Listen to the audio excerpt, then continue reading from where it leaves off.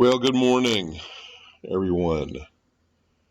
It's a nice sunny but cold morning. It's about 8:05 a.m. Eastern Time on Friday, April 17th. And I'm sitting here. I'm going to get through this lecture.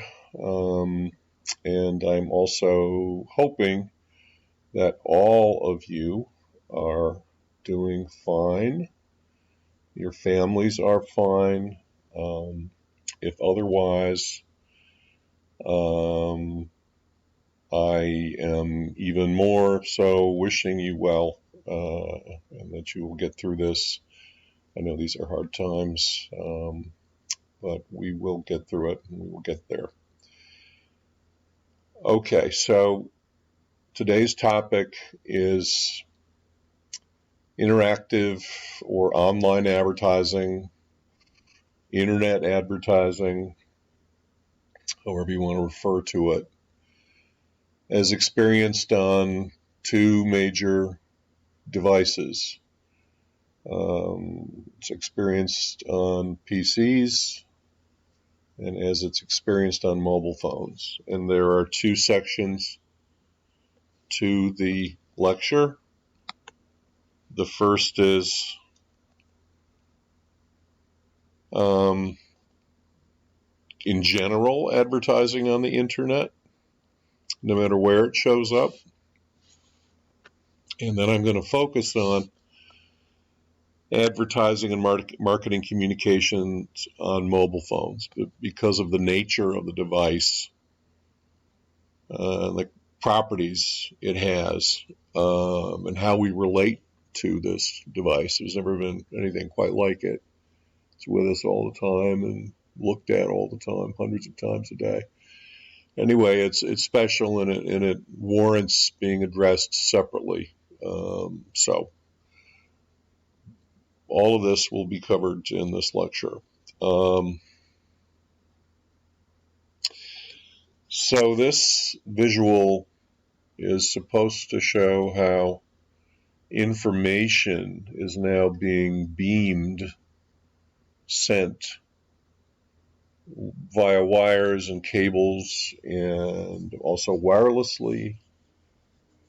It's being sent up to satellites and bounced back, and it now encircles the Earth, encircles the globe. And it's quite an amazing technological advancement. It shatters so many former norms in terms of how we do things in different countries and different places around the world. And I have to say, because you guys all know I kind of like history and kind of putting things in perspective and not just looking at what is just happening now, but it reminds me very much of what electricity did when it was commercialized. The AC current was commercialized by Thomas Edison and Nikola Tesla and companies like General Electric and Westinghouse, and generators being built, power generators, electricity generators all over the world, connected by wires. Not too much being done wirelessly, although Tesla could do things wirelessly. It's not really done too much. And this is just, I was looking for an image that showed how the world is kind of wired now electrically and has been for some time. And this just shows a satellite photograph. Obviously, the world is not flat, and I hope no one in any of my classes thinks it is. But this shows a nighttime shot of the world at nighttime, and it shows how it's lit up and what parts are lit up and what parts actually are not lit up at night.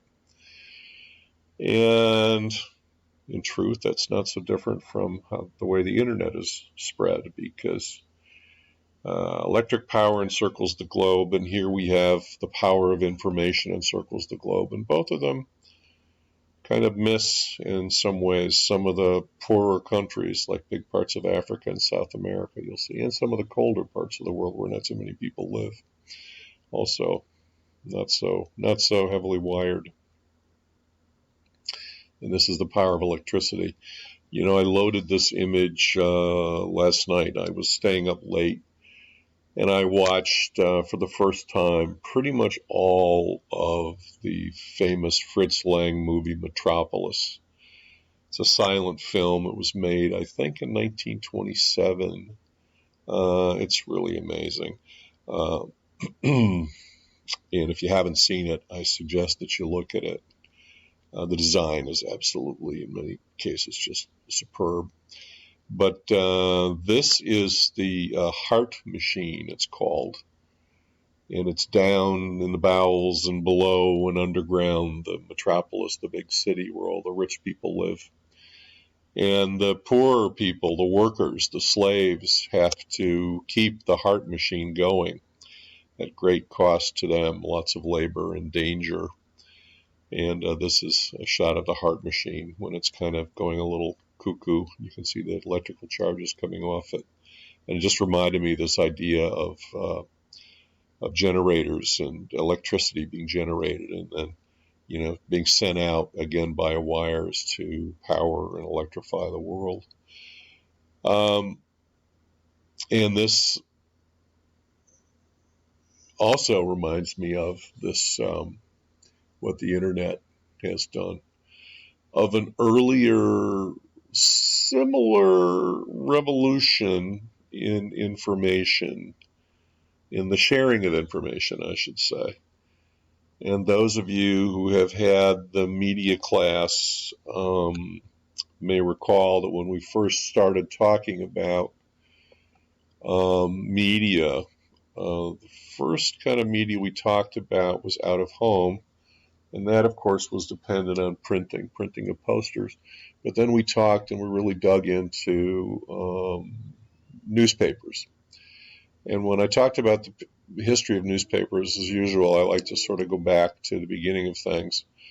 And printing with movable type, I should say, was credited to this fellow Gutenberg in the 15th century.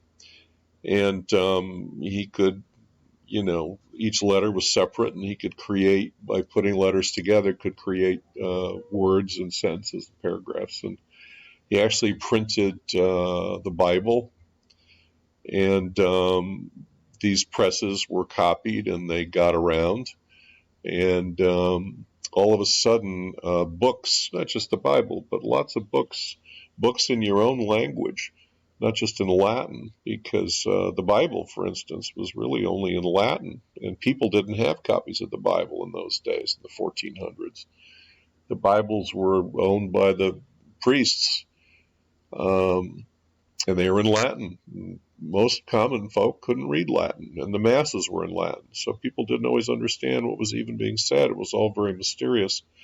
Anyway, these presses spread, and all kinds of books were printed and all kinds of topics in languages that people could read, and all of a sudden, guess what? Information flowed out to the people. It was not just kept in the hands of the nobility and the church. And I'm not the first one to say, it's probably about the millionth or 20 millionth one to say that it's a lot like what's happened with the internet now. Okay, it's the power of information encircling the globe via printing in the 15th century. And this put the idea, as it says here, I took this from a very good article in the Atlantic magazine, put the idea of universal truth up for grabs. Martin Luther challenged Catholic orthodoxy. He was, one of the things that infuriated him was the fact that Catholic priests in those days told their flock that there was such a thing as purgatory, which was a place, a very unpleasant place, that souls went after they died, And depending on, how good or bad they were in life, they would spend a short or a long time in purgatory before going to heaven. And so these priests would actually sell what were called dispensations. In other words, if you paid a certain amount of money, the priest promised to pray for the soul in purgatory and could shorten the time they spent in purgatory and get them to heaven faster, but you had to pay for it. I mean, there were things like that bothered Martin Luther, and he challenged Catholic orthodoxy, and this was all powered by the printing press. And he posted his 95 Theses in 1517. Within 3 years, his printed works had sold some 300,000 copies. In Renaissance terms, this was the equivalent of cat videos. Okay, different languages all over Europe, anyway, at that time. Wherever the Christian or the Catholic religion had gone, that's where these copies went. And towards the end of the article, they're kind of summing things up. And the point is made that a lot more has been written about what the internet may have in store for us than about the wide-ranging effects of the printing press. And it says we're in a doom phase. A lot of people are thinking the internet threatens everything from jobs to privacy to free will. We should indeed be thinking about these things, but it's far too early to predict what this information network will create. But anyway, so there was another example of information encircling the globe. So there are a couple of things in history that are similar to what's the effect of the internet on humankind. When it comes to those who make predictions about the internet, the judgment of history is unlikely to be they got it right. It's going to have effects that we don't know what the effects will be. This is what it's saying, and I'm sure that's true. This little fellow, little head on the left, is a very interesting fellow by the name of Nicholas Negroponte. I knew him a bit. He was the founder of something called the MIT Media Lab. The Massachusetts Institute of Technology had a division called the Media Lab, which was founded, I'm going to say, in the 1990s. And it's still going today. Actually, it's been in the press in a bad way recently because I think the fellow who took over from Negroponte, if I'm not mistaken, he took some money from Jeffrey Epstein, something like that, and he was not completely candid about it or honest about it, and he ended up having to resign his position because I think a lot of the staff at the Media Lab threatened to resign if he didn't. So that's too bad. But the Media Lab really was there to explore the future of media in what Negroponte thought would be a digital age. And they invented a lot of technologies that are being used all over the place. I mean, one example would be e-ink. And e-ink, electronic ink, is used in Kindle readers, for example. And I have a Kindle reader. I'm sure some of you have them. But a lot more than that. They did a lot of early computer animation, the kinds of things that turned into Toy Story and Pixar, and many, many other things. Nicholas Negroponte published a book called Being Digital in 1995, and he was a forecaster, a predictor of things that would happen with digitization of information. And I think I took a scan of this here, and I think it's very interesting. Just going to read this, and then we're going to stop and pick up on the other side. The methodical movement of recorded music as pieces of plastic, like the slow human handling of most information in the form of books, magazines, newspapers, and video cassettes, is about to become the instantaneous and inexpensive transfer of electronic data that move at the speed of light.